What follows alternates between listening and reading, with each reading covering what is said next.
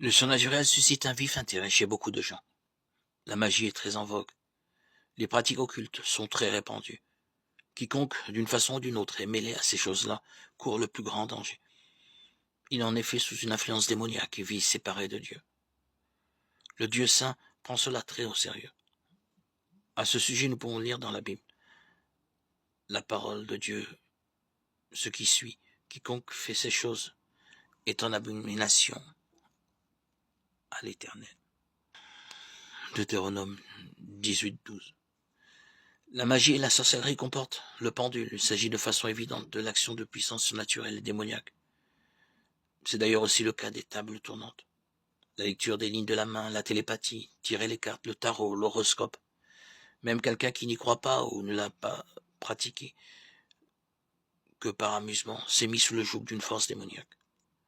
Des appareils supposés protéger contre des nappes d'eau profondes, souvent impossibles à identifier, ou des rayonnements terrestres, amènent des familles entières sous une influence néfaste. La magie blanche et la magie noire, que ces pratiques se fassent ouvertement au nom d'une puissance démoniaque ou sous le couvert des trois noms les plus grands, dans les deux cas il s'agit d'une abomination et elles asservissent tous ceux qui les pratiquent. Les magnétiseurs, guérisseurs d'âmes et autres guérisseurs douteux, même sous apparence pieuse. Un grand nombre de personnes sont liées financièrement durant des années à de telles personnes et ne peuvent plus vivre sans elles. Le spiritisme sous toutes ses formes. On ne peut pas communiquer avec les morts, mais des puissances démoniaques se manifestent par des visions, des tables qui bougent, des prophéties spirites, des paroles reçues en état de transe, des mouvements de verre, des apparitions. Quiconque a touché au spiritisme ou a participé à de telles séances par curiosité se trouve sous une grave influence démoniaque et bien souvent est victime de pensées de suicide. C'est aussi une forme de spiritisme. Quand des chrétiens prient les morts et attendent d'eux aide et protection, d'autres encore acceptent des instructions ou des messages d'hommes ou de femmes de Dieu morts depuis très longtemps et les colportent comme étant parole de Dieu. Tous ceux qui croient en ces choses-là sont ballottés par-ci par-là et sont incapables de prendre une vraie décision. L'hypnose et la suggestion hypnotique sont également très dangereuses et entraînent de graves conséquences. La suggestion de masse sous forme religieuse relève du blasphème et souvent on veut ainsi simuler l'action du Saint-Esprit. Quelqu'un qui a été mêlé à certaines sectes ainsi car leur littérature est souvent tourmentée par des forces démoniaques. Ceux-ci aussi tombent dans la catégorie de la sorcellerie. La méditation, le training autogène, le yoga, la méditation transcendantale, l'ésotérisme asservissent gravement leurs adeptes et leur barrent l'accès à la vérité divine de la Bible. Des succès apparents mais trompeurs ont souvent de graves conséquences physiques et spirituelles. Les livres de sorcellerie sont particulièrement dangereux. De même, ce qu'on appelle livres de rêve ou des traités sur le diagnostic par la lecture de l'iris de l'œil, le pendule, la réalisation de soi et la suggestion poussent les gens dans l'abîme satanique. Les reliques, les amulettes et les talismans, de même que des bracelets magnétiques, les cristaux, les pierres, sont d'abominables idoles qui conduisent à la superstition, à la dépendance satanique.